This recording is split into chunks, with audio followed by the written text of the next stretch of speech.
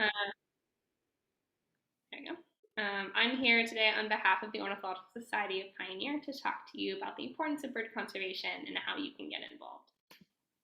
So I'll start off by introducing myself. My name is Corinne Tenenbaum. I'm a junior at Pioneer High School, and I'm the president and founder of the Ornithological Society of Pioneer. I'm also a member of the FEC Youth Council. I started off birding when I was in second grade and became gradually more involved when I got into high school. So I became a member of the Michigan Young Birders Network, which works to increase birding among youth across the state. I also started a podcast during quarantine called Taking Flight to increase interest in birding and Birding 101 among youth. And I'm currently an active member of the Washtenaw Audubon Society. So I participate in a lot of their annual counts, the breeding bird survey and the Christmas bird count to monitor the local bird populations. And I hope to pursue a career in ecology and evolutionary biology involving ornithological research. So a little bit more about OSP. Like Anisha said, we're a student-led club at Pioneer High School. We started in September 2020 and worked up until COVID hit and we went online. We branched out to the other 3 high schools, so now we're across the district, and we offer a space to share enthusiasm, knowledge, and anything else related to birding. And we're working on raising awareness about Michigan bird populations and promoting bird conservation in the community through youth initiatives. So a little bit more about who and where we are. So like I said, we stem from all 4 high schools, and we have roughly 18 members, and we're currently working on expanding. So it's a little bit about one of some of our initiatives that we did this year. So our primary activity was biweekly meetings. So we discussed avian-related news, we shared sightings, and strengthened our ID skills together, often covering bird groups or a particular area of expertise. We also attended outside webinars that related to ornithological research. So you can see some of the many that we attended below that ranged from the endangered Hawaiian common gallinule all the way to the carotenoid pigment evolution in their tissues as well. Another initiative that we did this year was masked and socially distanced bird walks at some of the many local Ann Arbor parks and hotspots. We submitted eBird checklists. For those of you that don't know, eBird is a database. It's a global database that you're able to record sightings of bird populations in your area. You can include recordings. You can also submit breeding observations and details and photographs. And it creates this platform that then goes right into scientific research that the Cornell Lab of Ornithology is able to use to monitor those bird populations across the globe. Another initiative we did this year was the birdability surveys. So birdability is a movement created by Virginia Rose, and it focuses on removing barriers, removing barriers for birders with disabilities. And our goal was to submit a birdability survey for every park and birding hotspot in Ann Arbor. So we currently have 2. In the lower right-hand corner, you see a map of birdability surveys that have been done.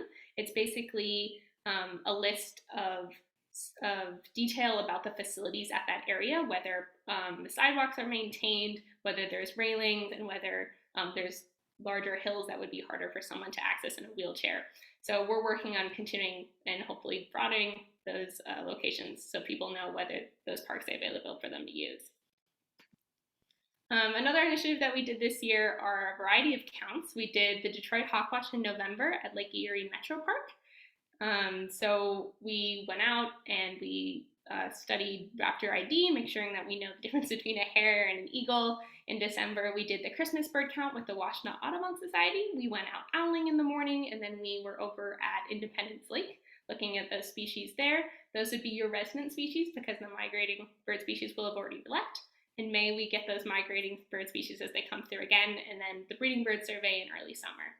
So we're hoping to raise awareness about those counts, that we can increase the number of youth that are participating in them, because it's so important to monitor those species throughout the year and make sure we know whether they're in decline, whether they're increasing, and how we can go about increasing those populations. So some future initiatives that the club's looking forward to doing, hopefully back in person, is Birding 101 presentations to the middle schools. Most of our members got started in high school, so we're looking to make that age earlier. So through the middle schools, encouraging science teachers to put up bird feeders outside of their classrooms to make that a part of their core biology curriculum, and then getting a grant to fund a program that would give binoculars to every classroom, because that's a great way to encourage youth to get involved. So I thought I'd transition to a little bit of history and background about bird conservation. So you can think about the conservation movement beginning to grow in about 1800s. That was a time of unregulated killing of migratory birds, a lot of extinctions that were going unnoticed, and there was no conservation efforts taking place. It took about 120 years until we finally got the Migratory Bird Treaty Act, which is the major piece of legislation that protects birds, specifically migratory bird species in the US.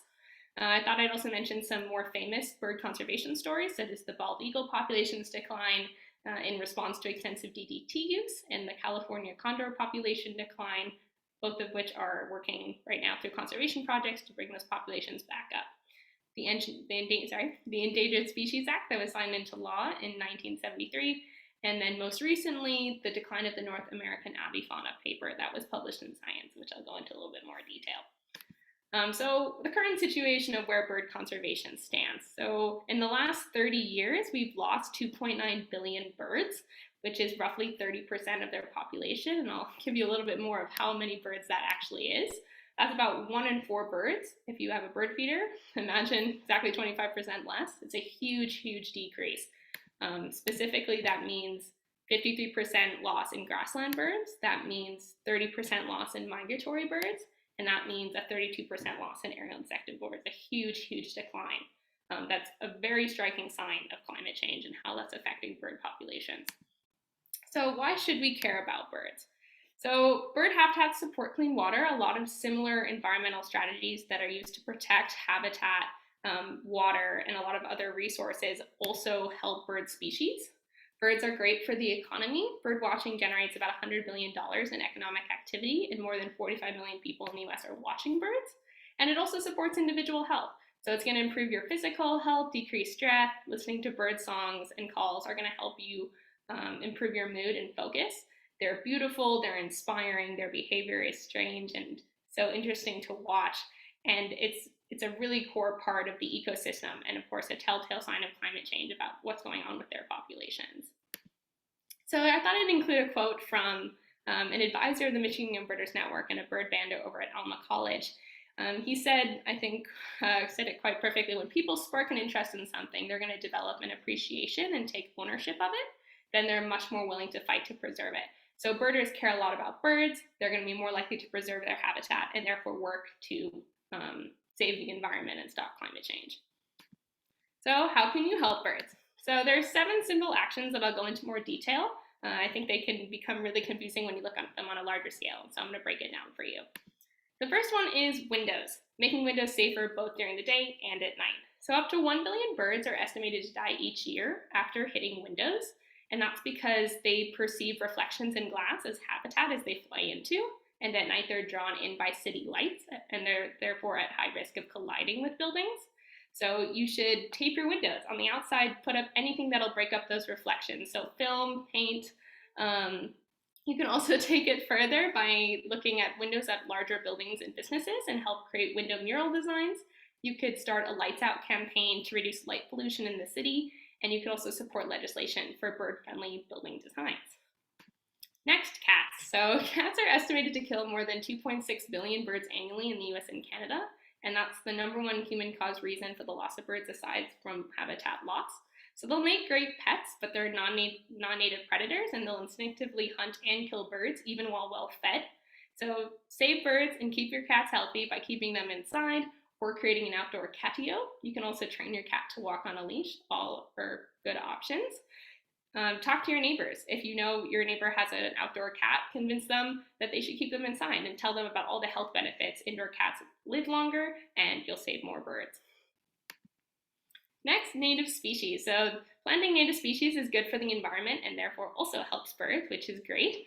Birds have fewer places to safely rest during migration and to raise their young because of 10 million acres of land that were developed between 1982 and 1987. Lawns and pavement aren't offering enough food or shelter for birds. So there's a huge potential to support wildlife by converting that unused land into places where they can grow and thrive.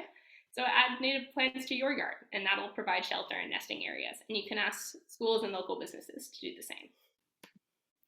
Avoiding pesticides. So more than 1 billion tons of pesticides are applied in the US each year, and the continent's most widely used insecticides are neonics.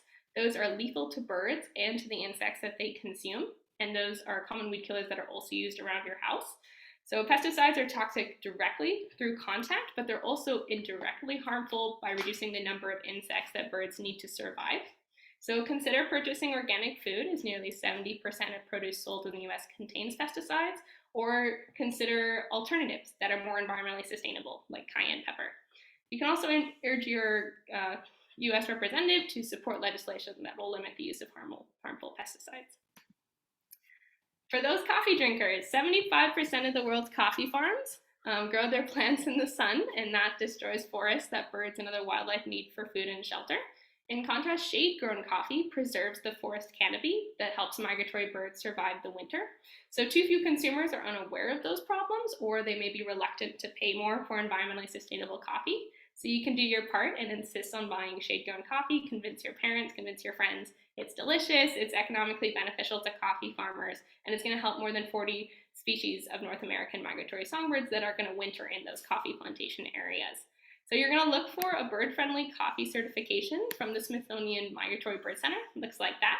And you can also educate coffee shops and grocery stores in your areas to promote the sale of shade-grown coffee. Protecting our planet from plastic, something that's core, recycling is a huge part of environmental education. It's estimated that 4,900 million metric tons of plastic accumulate in landfills.